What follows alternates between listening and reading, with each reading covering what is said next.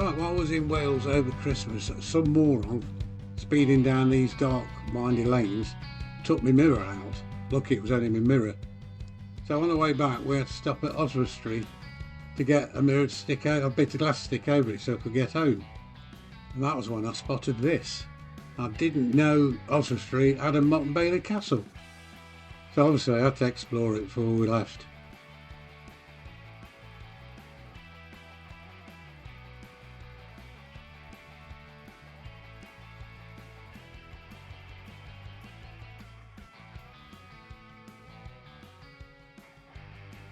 Now this is Christchurch.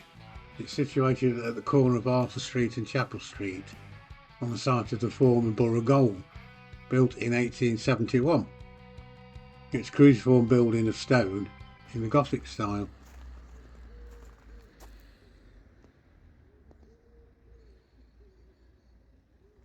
Now the remains of this motte were once very large and significant. Looking at it, it's hard to understand its historical importance.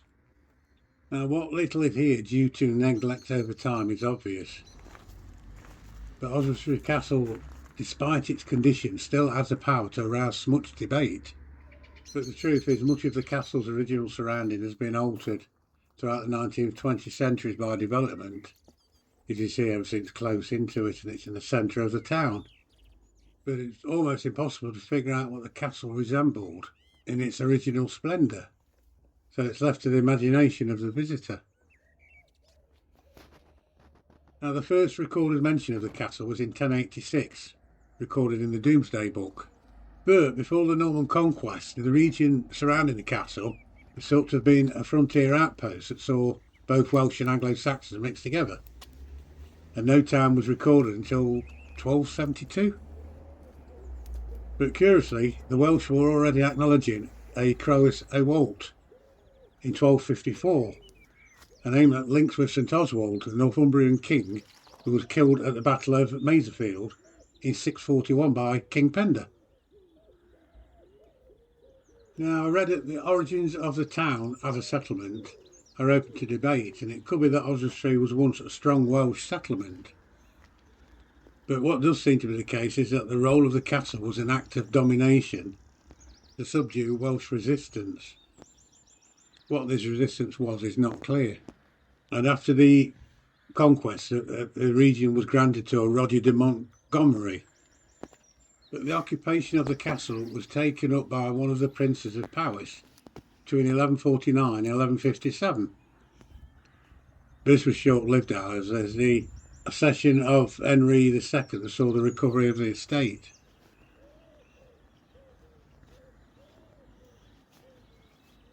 Now, as this book say, there was significant conflict between the Welsh and the English, which saw the area of this castle sacked numerous times, which highlights the importance of the castle at this period. So it wasn't surprising to learn that by 1270 the castle walls had been extended to embrace the town.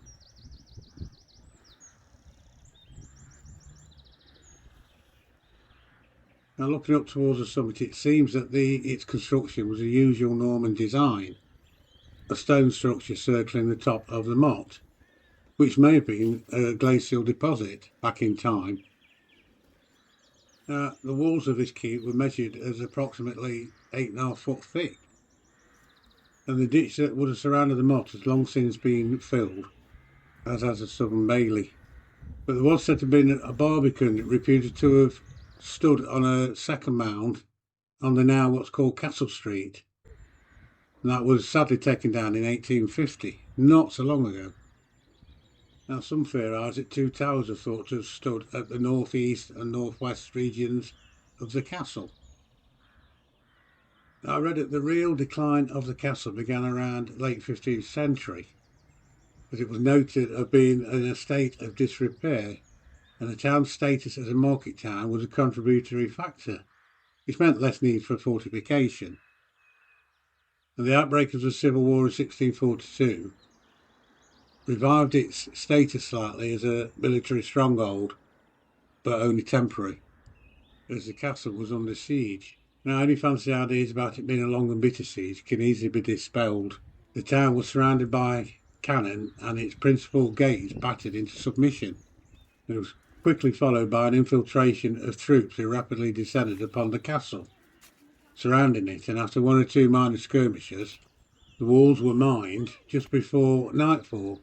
The following day, butters, a kind of grenade, were used to storm the gates. Subsequently, the royalist troops surrounded the castle and it fell. And it seems that following the Civil War, strongholds such as Oswestry Castle were rendered uninhabitable, part of a campaign to squash notions of resistance. And in the case of Oswestry, no sentiment was spared. It being totally eradicated of any visible evidence aside from a simple collection of stones, which we see today. I suppose it's a poignant reminder of a tempestuous past. And the castle was handed to the control of the local council this century, and the motte and surrounding grounds were turned into a public park.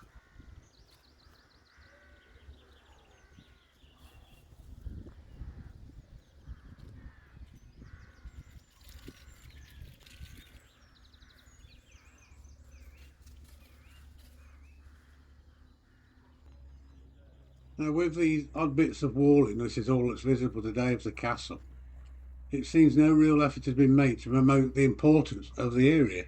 I mean, I didn't know it existed as a monument within the town. So, as often happens today, a culture of ignorance has developed where nobody's educated about our past. And the grounds are totally misused, and unfortunately, potential tourists are driven away, which seems to be a sign of the times.